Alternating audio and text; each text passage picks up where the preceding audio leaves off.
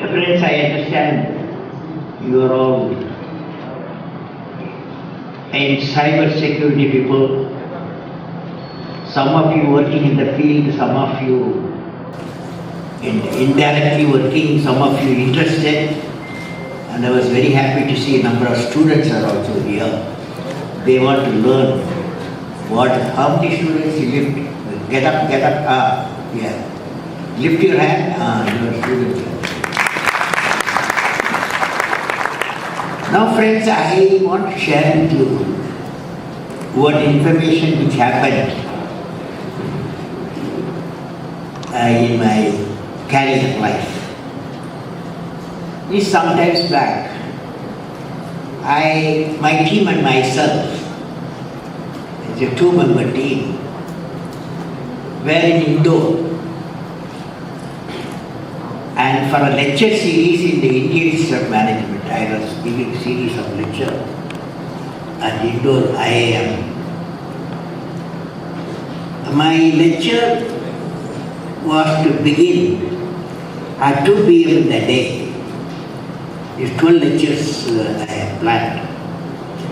At about 1:30 p.m., just after lunch, we all decided that there was a particular data and the presentation which we needed to be added in the lecture what I am going to give to the students.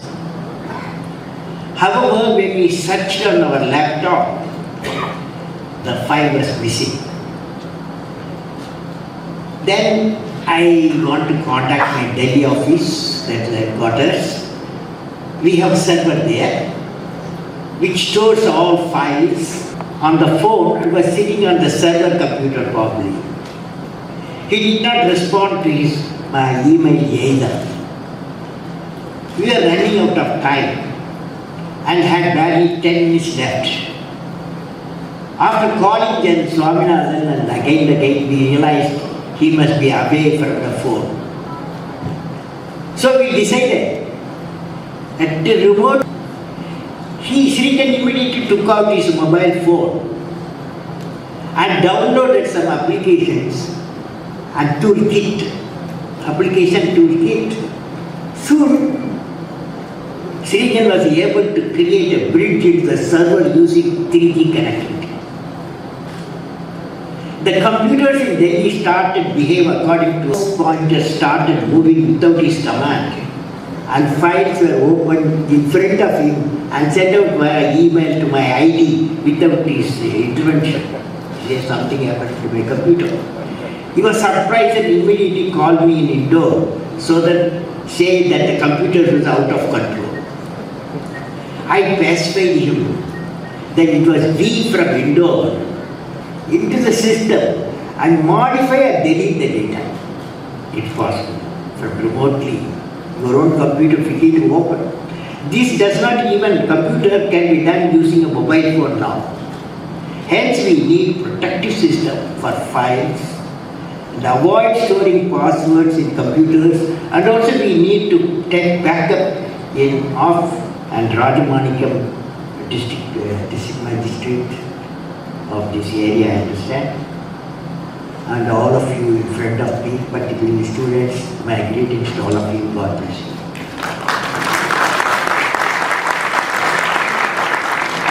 Friends, I want to communicate to all of you, technology has potential for not only as an initiative of Kerala Police along with the Information Security Research Organization, ISRA, has grown to be an international event which is helping cyber policing and find strategy to prevent cyber crimes. I hope we are succeeding. With an increase of cyber crimes by 60% over the last year, such platforms are indeed the need of the day. When I am with you, I would like to share through the lecture a few thoughts for next 15 minutes. Winning the cyber war. The title I am talking is Winning the Cyber War. Because even our friends doing the cyber crimes against us, that's the situation we have. And we all accept it. Friends, when I see all and also the composition of the personalities who hold great responsibilities, I thought of sharing one incident. That incident goes like this. An important event was to take place the next day. Multiple agencies were in action. The next 2 nights were dark nights with no moonlight. At the island range at stealth launch pad, missiles launch pad, a simulated Agni launch preparation was going on the high intensity. In Pokhran ranges, away from the action point, number of rockets called Pinaka type were put into action. At midday and evening, an Air Force was bombarding the runway destruction bombs on the experimental runway. These are all intensified events for a particular purpose. There's a strategy of seeing beyond the event going to take place, and also aware the recognized satellites of their countries were looking at purposely generated events. So you know satellites all around us. So these are all locked on to generated events. This is all well-planned measure of diverting the attention of snoopers. India woke up the next day with the news that 3 nuclear tests have been conducted on the same day, another 2 the next day. Friend, these events happened in India. It is an unexpected, unscheduled event in the eyes of the world. No one knew about it except 3 souls and their classified team. And India became a nuclear weapon state in 1998. The whole event I described can be classified as more than a black swan, which you are aware. With the improbability of highest order we expected from India and its nature. The message I would like to convey, even though our actions or patriotic action to make the nation strong. There are nations and their terrorist institutions definitely would use black swans against other nations, particularly against India. India's intelligence and technology level have to be the highest standards to meet such improbabilities. That means India has to invest in the generation of knowledge and the ability to convert the improbable and to make black swan as a white swan. Technological challenges need technological solution in the highest order of accuracy and response time. Friends, we are standalone computers of innocent citizens. Friends, we are witness to how e-governance has brought in a metamorphosis in the way of government services in public. The transparency, efficiency and the speed with which business is transacted across the sectors no doubt increases the productivity, brings in all-round development and importance of gives power to the citizens. But it must be borne in mind that such conveniences bring with it several issues of security, both at personal, corporate and national levels. This recognition yet to percolate among us. It is often thought by every one of us that since I am the law-abiding citizen and do not use my computer to transact business online with fraudulent intention, there is no possibility of my computer being used without any authorization to commit any crime, either big or small, or either locally or internationally. This premise of ours becomes totally wrong. In cyberspace, if you do not simply observe basic cyber hygiene, instances have come to light where individual standalone computers of innocent citizens were used by criminals and non-state actors to commit major financial crimes, even to hack the sensitive system, compromising the national security. Some of you will be knowing that. The nature, speed, magnitude, difficulty in identification of perpetrators and with no borders and boundaries for committing of crimes of compound the problem. Welcome to the strange world of crimes in cyberspace that particularly represents a unique challenge in our history. A challenge that is highly asymmetrical, unconventional. Hence, response should be equally unconventional and swift. Whether we are ready. Now, I thought I must talk to you. Technology as a great unifier and performance enhancer in every field. Here I would like to discuss two aspects. One is cyber terrorism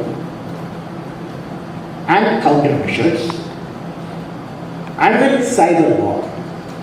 The world has changed dramatically since the Cold War era and the advent of the cyber era. Cyber is the fifth dimension after land, water, air and outer space. Unlike the other four, no one can see or feel this cyberspace, but is as real as the other four. In the earlier years, the enemy was clear, and it was fairly straightforward to identify the intelligent collection targets. Today, we are faced with a new world in which change occurs very rapidly, and the enemy is asymmetric and poses a very different challenge. The most significant threat today is foreign terrorists and terrorist networks whose identities and whereabouts we do not always know. In today's world, information technology plays a crucial role in overcoming this challenge. And some of the core IT areas we consider crucial for counterterrorism are collaboration and analysis and district support system, foreign language tools, pattern analysis tools, very important too, and predictive or anticipatory modeling tools. The core information technologies are mapped as a thrust area for typical intelligent analysis process.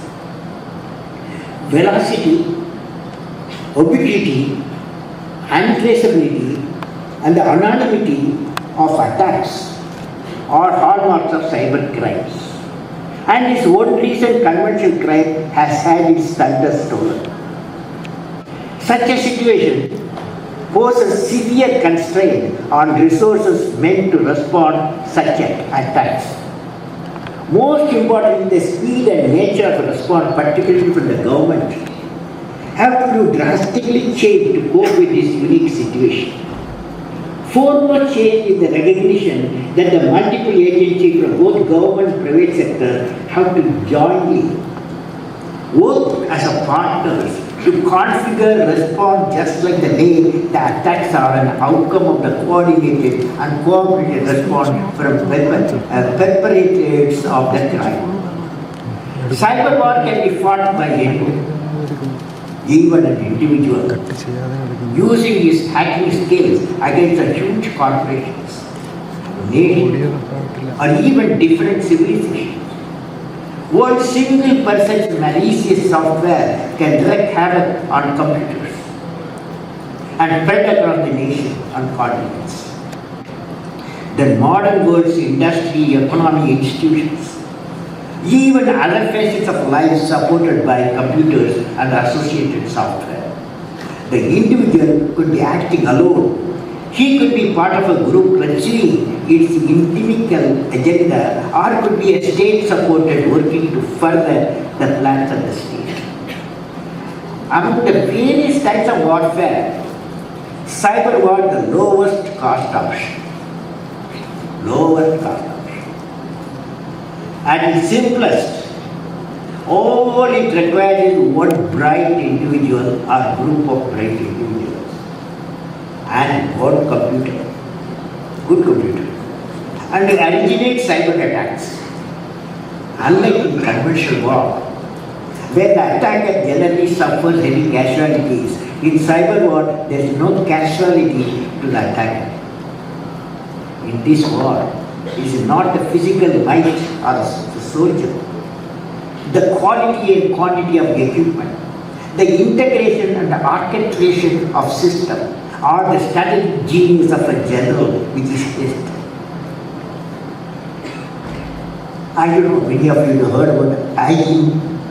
Kaspersky, one of the world's best known cyber security expert and the co-founder of the antivirus company Kaspersky Lab. He views India as being under constant attack from many different sources. You know what are the sources attacking us? He says, I believe the massive attack on the Indian government and corporation happen all the time. And they are most successful. You see, he says, there is no one particular enemy, but dozens of different sources of attacks. It could be a secret service of other countries, competitors of Indian companies, hacker groups who sell stolen data, and hacktivist groups interested in public disclosure of information. Is what he has told. I am sure this statement has been made inconsequential by our mission on preparation of cyber war. All of you have to make solve forms or you have to work against it. Now, the future scenario of an organized cyber attack, I visualized, I thought of sharing it. Friends, we live in a world where fundamentalists and divisionary forces are in plenty. Not only India, everywhere in India now. The latest incidents in Iraq and the shooting down of the Malaysian airline MH17 are showing that these forces not only have numbers but also highly sophisticated technology. The day is not far when such an organization will begin cyber crimes and organize cyber terrorism from distant lands. Let me present to you the scenario of such a potential cyber war. Telecom is perhaps the most vulnerable area to disrupt in the event of a cyber terrorism, causing a widespread panic and confusion. Most of the devices used by modern day telecom companies are from similar manufacturers, all of you, same manufacturer, for 1 to 2 countries only. Hence, the replicability of cyber attacks is very high through simulation process. You are good simulation experts or team of experts, you can do anything with the same equipment. Another very critical target of the cyber attack would be the SCADA system. SCADA means supervisory control and data acquisition used in power generation and distribution. This can potentially affect railways, airlines, major critical function needed.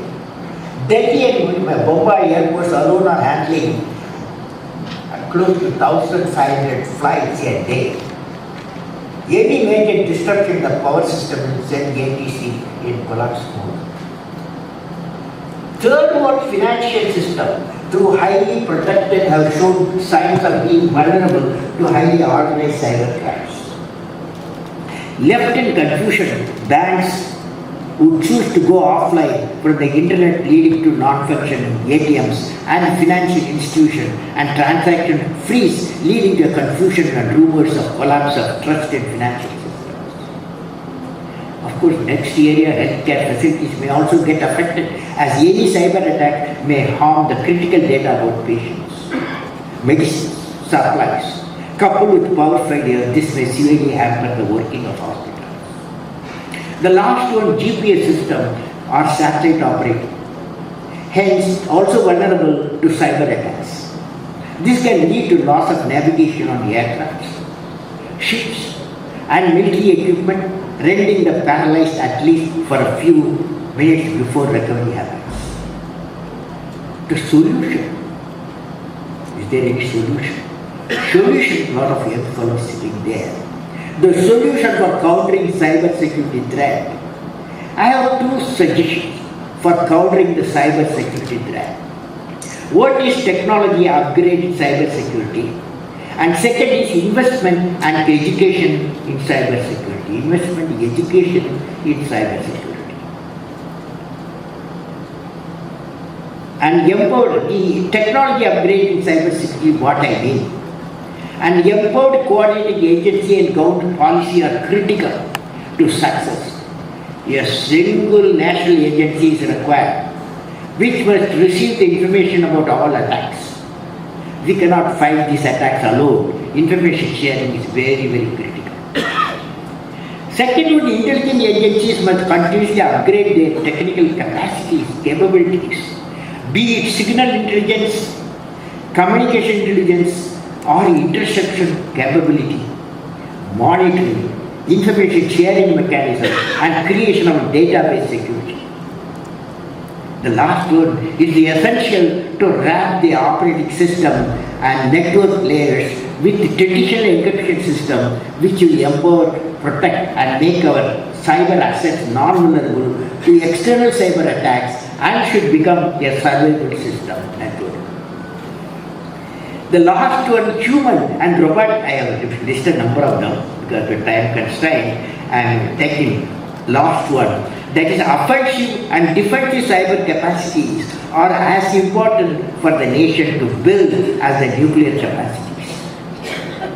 We all soon have only 2 types of nation: those with cyber offensive and defensive capacities, and those without.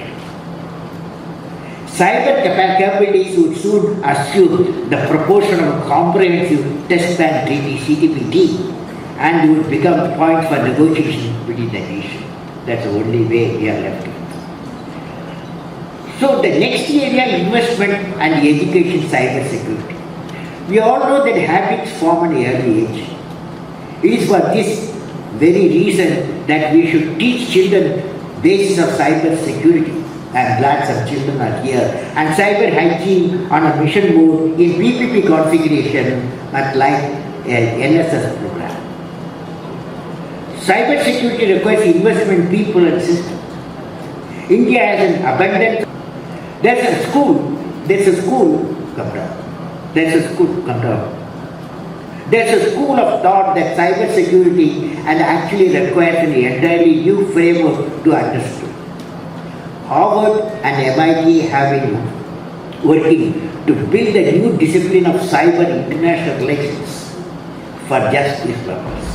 Our technology institutes like IITs, IIC, and unique universities should significantly enhance their research on the cyber security with an active participation of the industry. Now friends, cyber attack capacities require a brilliant, trained workforce of a youth. Like other nations, talent development exercise must be conducted in large scale to catch them young almost out of school. This should foster hacking talent, get a large brigade of hackers into the system who besides the human talent would also develop bots, is a web robot that would act as a software soldiers ready to attack or defend as needed.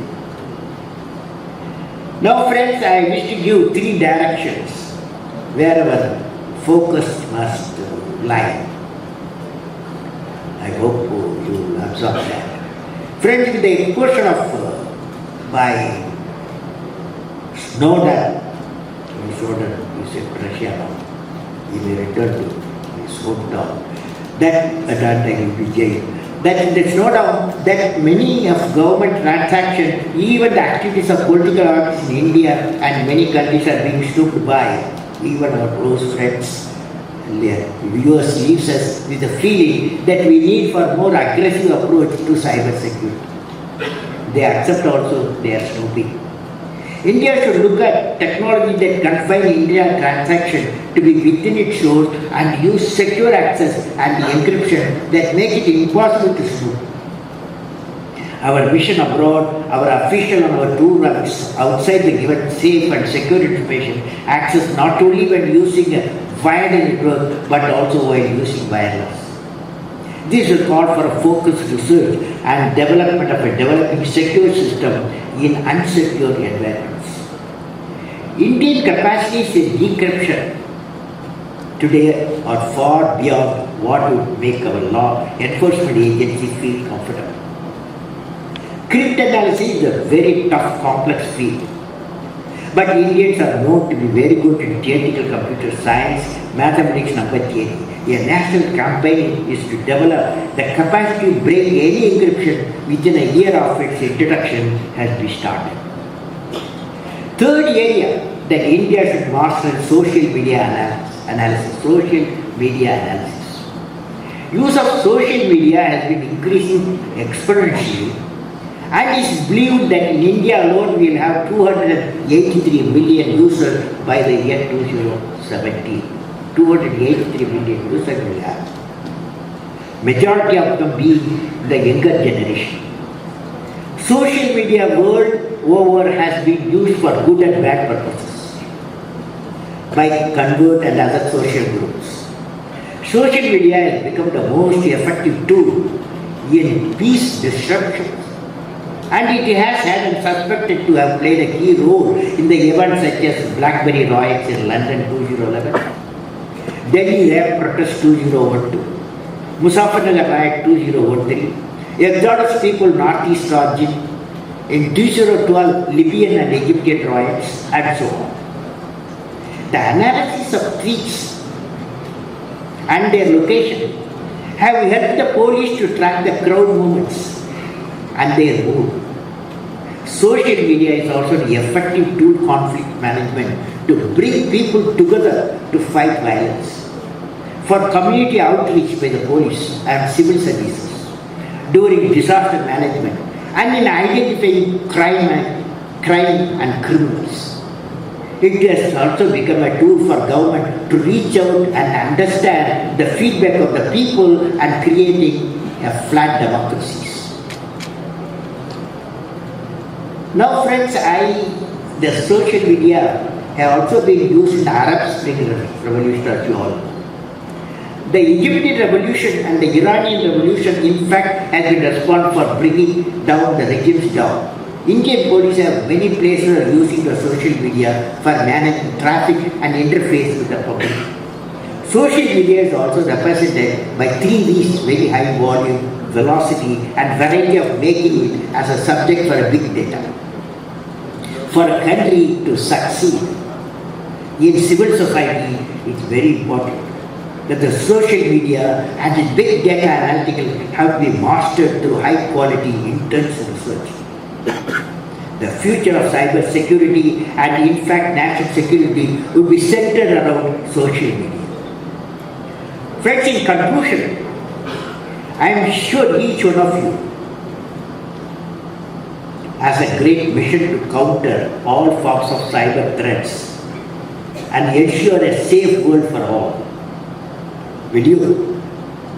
Let me conclude with the prophetic and visionary saying of Maharishi Patanjali, propounded the Yoga Sutra in 2500 years back. He said, very young fellows, hear carefully. He said, Maharishi said, when you are inspired, quote, by some great purpose, some extraordinary project, all your thoughts break their bounds. Your mind transcends limitations. Your consciousness expands in every direction. And you find yourself in a new, great and wonderful world. Dormant forces, faculties and talents come alive, and you discover yourself to be a greater person by far than you ever dreamt yourself to be. 2500 years ago, Yoga Sutra it comes. So my best wishes to all the members present here, success in their mission of making India and the world also a better place where our citizens feel safe and secure. May God bless you all.